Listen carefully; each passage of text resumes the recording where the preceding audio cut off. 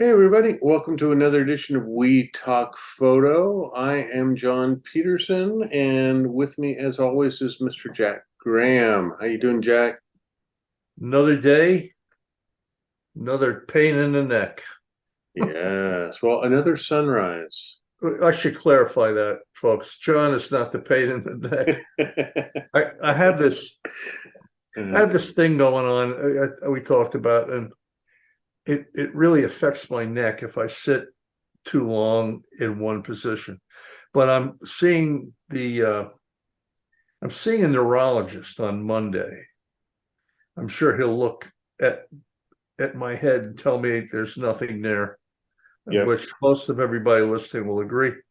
And hopefully I'll get a little bit more medication. And the other thing is, it's almost noon here in East Tennessee, as they say here, and I'm due for another one of my little white pills that get me through the next 6 hours. And a nap. No, no, no, no, no, Oh, come on. no time for that today. Yep.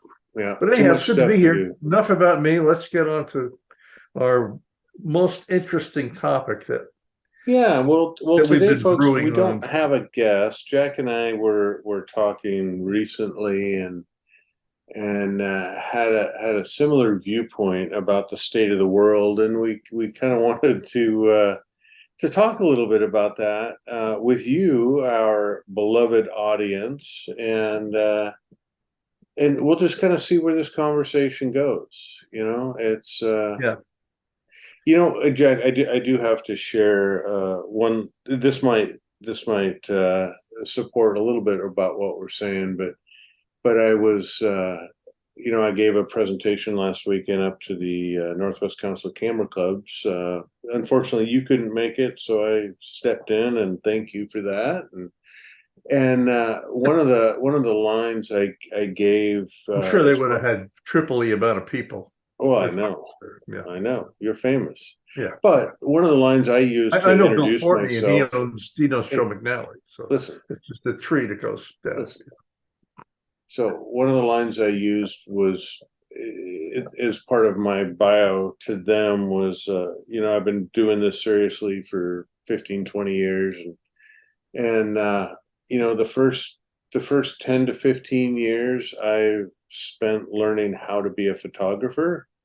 And the last 5 to 6 years I've spent learning how to be an artist. And to me, they're two very different things almost. And so that kind of supported the talks that I was given, but it's this inane desire to be an artist that happens to communicate visually Yep. was sort of my platform that I stood on last weekend during this presentation.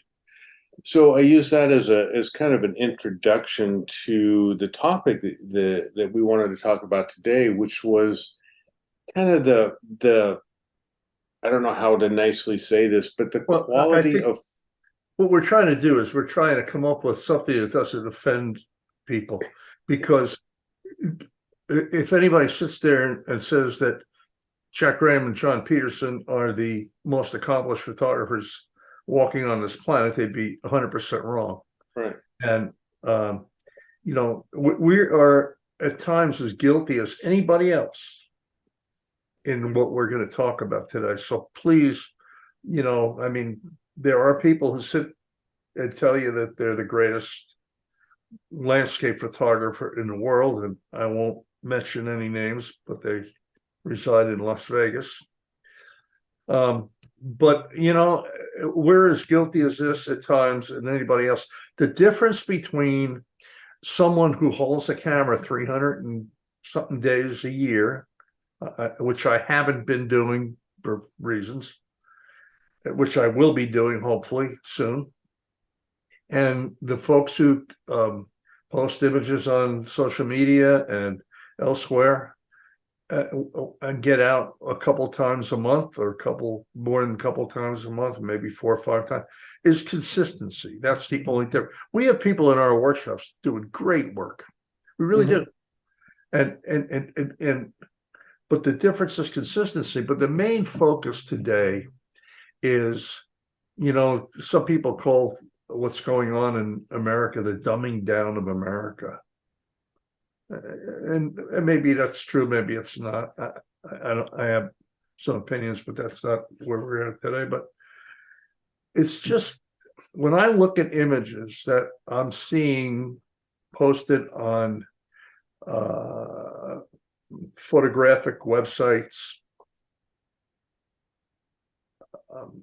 elsewhere, and I see some being given comments about how wonderful they are and I think we've really lowered the bar to a point, and I know I'm gonna get myself in trouble. We'll probably get some comments.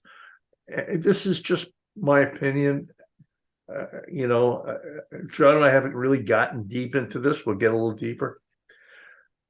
But man, I just see people accepting work that is nice photographs. And they're, I see a lot of art. As I say, I don't see a lot of fine art. Sometimes in my own work. I'm not alone. So that's kind of what we want to talk about. Yeah, so it's really kind of the acceptability and the increase in support of lesser quality photographs, if you will, and kind of the dumbing down of photography.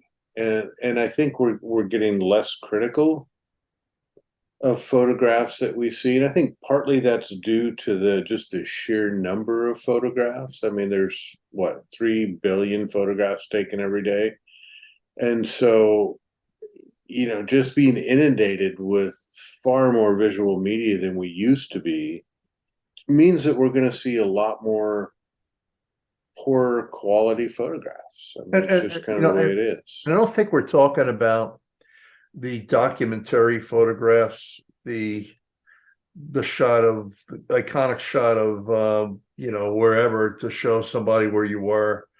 It's not.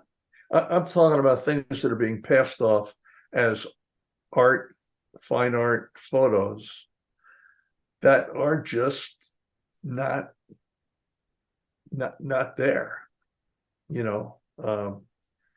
And again, folks, art is subjective, and so this is Jack's opinion, this is my opinion, but a lot of the things that go into fine art photographs are the same things that went into all the other more classical arts, as painting, sculpture, pastels.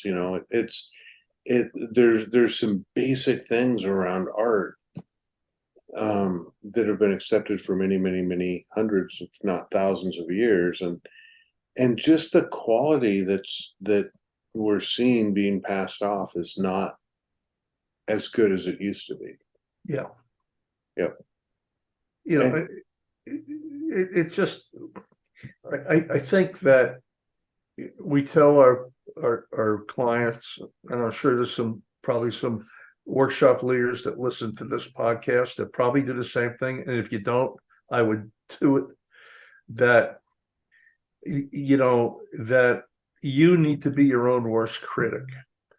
And some people are not maybe not there yet to be able to separate their own feelings about their own work in order to get to that point where they can look at an image and say, no, I'm not going to process this because I screwed this up. This is just, I can't. If you dress the pig up, it's still a pig, Yeah. Oh yeah. And that was kind of a key point for me that you just said, Jack, which is separating the emotional investment in the image from the critical evaluation of the image.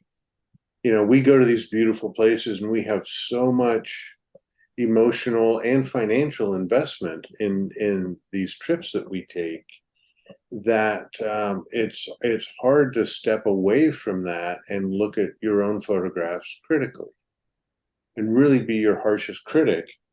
But I will add to that too, it's be your harshest critic up to the point of a learning opportunity. The minute you start beating yourself up, then you've gone too far.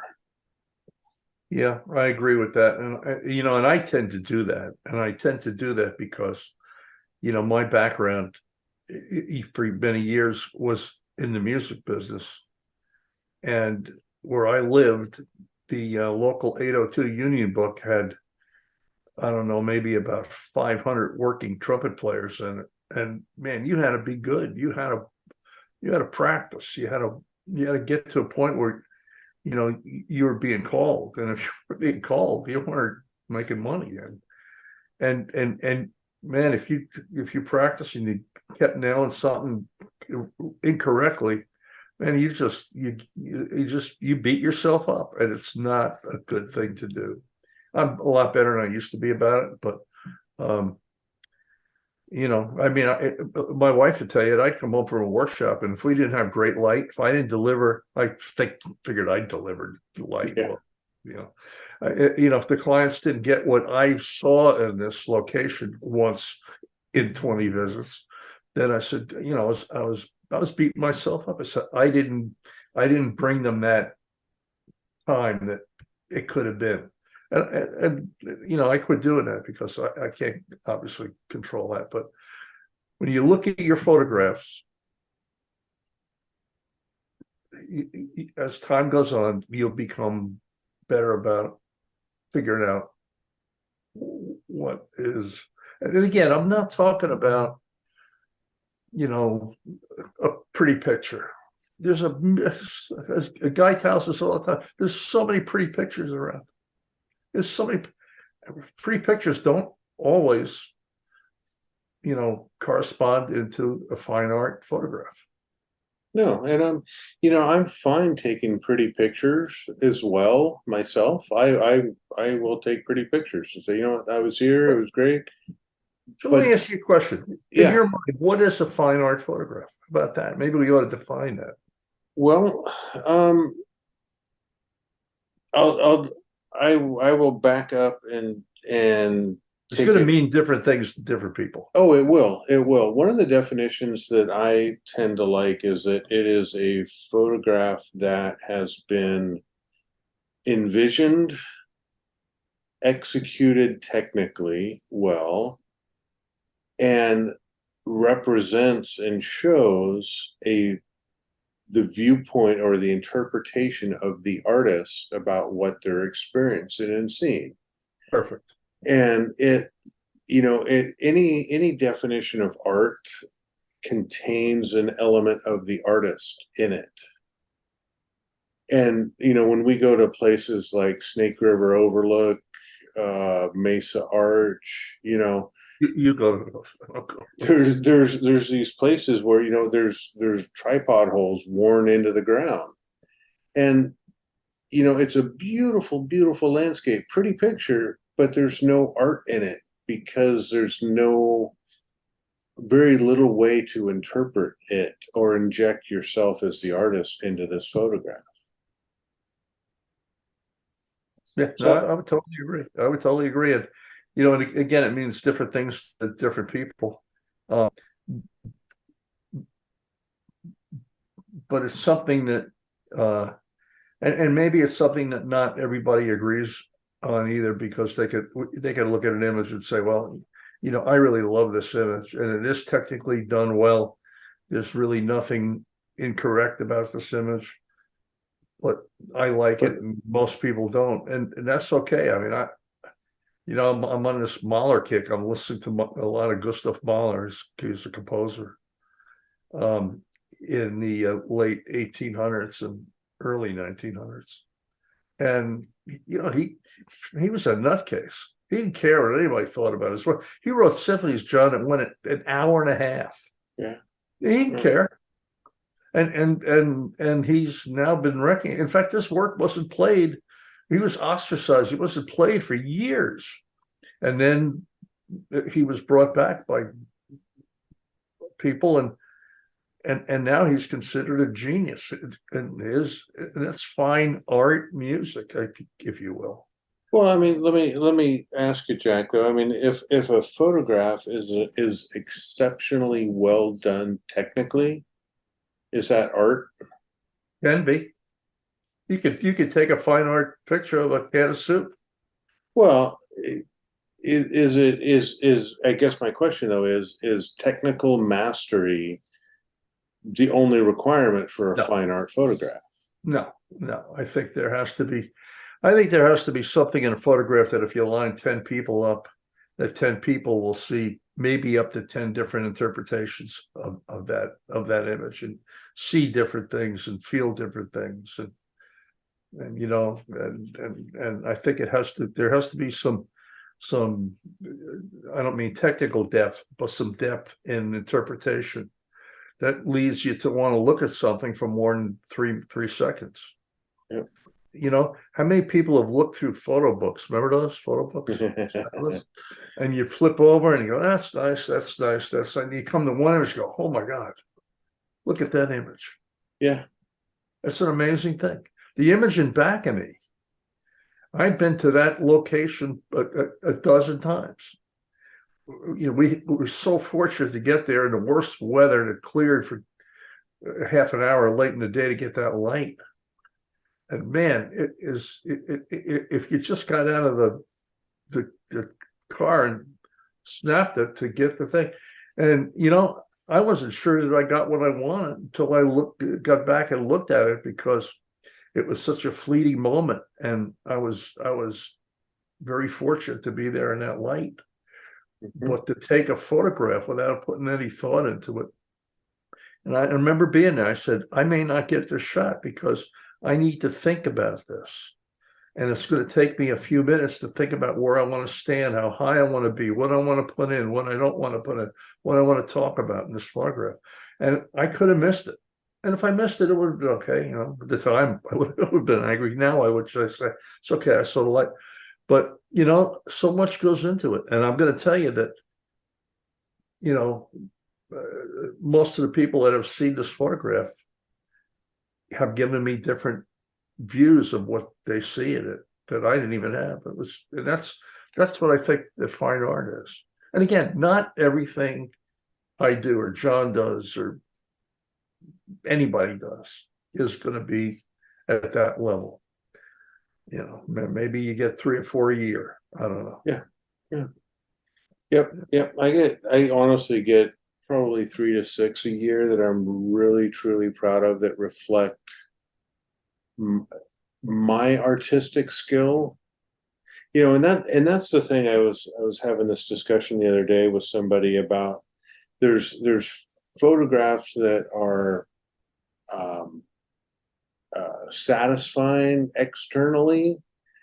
People like them, they show well, great attention. Those to me are the pretty pictures. But then there's photographs that are artistically satisfying for me as an artist, and those are the ones that I'm most proud of throughout the year. And those typically are not the most popular and the most whatever, and I'm okay with that, because they satisfy my artistic desires. Correct. And they showcase my vision, my interpretation, my technical skill, all of those things combined to come together into this photograph that tells a story. It represents a subject. It is about a concept or something that is my unique vision on the world. And those are the ones I'm most proud of as an artist. Well, I think maybe a good thing to do before we get too long-winded on this is just briefly talk about what causes mediocrity in photography. And I think a lot of it, there's a lot of people who take photographs to impress other people on social media. Social media has been a big issue for a lot of things in our society. I know people who I don't really spend any time on social media anymore. It may cost me business. I still want to deal with it. I know people, John, who, they're politically opposed, that have lost their friendship because of social media. I think that when people take photographs, come home, process them and go, oh, look at that. I'm going to put this up on Facebook to see how many likes I get. And there's a lot of people who do this. A lot of people will never admit that they do it, but they do it. Mhm. And every 15 minutes, they're running back to see how many likes they got. They're running back to see, I do a YouTube channel on jazz vinyl or on music on vinyl and some digital. And, I just hit 1,000 subscribers. And you know how I found that out? Somebody sent me a congratulations that you made it. I didn't, I mean, I knew I was up somewhere. I don't look at that because I don't do it to see how many. I do it because it's fun. Right. And I want to put some content that has some value for people on there. But I think social media, man, it's become, I was at a printer. You were there, not with me, John, but the same printer. And I was looking at some of the work that people were having printed, and I'm going, my God. I mean, this is, and listen, if you're all out having fun and doing it, and the other thing we need to, I think, put in context is not everyone wants to or needs to be a fine art photographer. Great point. That's Great okay. point. Yep. How many people go to workshops and they don't want to become, they don't want to become a professional photographer. They want to pick up some tips and tricks so that when they're not with a workshop leader on their own, they remember, oh, John told me to do this, and now I'm going to do this, and I'm going to make a better photograph. Not everybody needs to be Ansel Adams. No, Sorry. but I will say that a lot of let me revise that. Not everybody needs to be Minor White. there you go. But a lot of people come on workshops because they want to get better. They want to pick, as you said, they want to pick up those tips and tricks. So they're on their own journey of growth photographically. And I think our basic point still applies is that even if you don't want to be a fine art photographer, constantly improving your own photography and not settling for mediocrity is, if you're pursuing a hobby or a passion, you always want to get better. And we have this competing force of I want to get better, but it's so easy to get away with crappy photos these days. But I think people are trying to, I think there's a lot of people, not everybody, certainly, and maybe not even the majority, but there's a certain amount of people who want to be out there to impress their buddies. And so wow, what a great photograph. And there are people who are telling them how great they are. They can't even spell photography. They're not photographers. They're saying, yes, it's a nice picture. And that's great. Yeah. And it's okay to be in that category. Just don't put up a website that says fine art prints. And I look at the stuff and I go, okay. Next. And I'm sure, you know what, you'll all look at my website and John's website, and you'll say, well, not all of this is great, and not all of it is great. Yeah. But I'll tell you what, I probably have, I don't know, maybe 100 images up on my website. I'm going to tell you that probably 10 of them are really good. Mm-hmm. Maybe 15. I don't know. And that's okay. But, I see a lot of things changing, and maybe it's because Well, not John's age anymore. and I'm not trying to be cynical. It might sound cynical. I see a lot of things in our society that are becoming accepted that I think overlaps to photography. Yeah. I look at, God forbid, I look at Taylor Swift. I couldn't name one tune of Taylor Swift's side. And if I heard her on a radio, I probably wouldn't even know it's her, but I know the name because it's all over the place.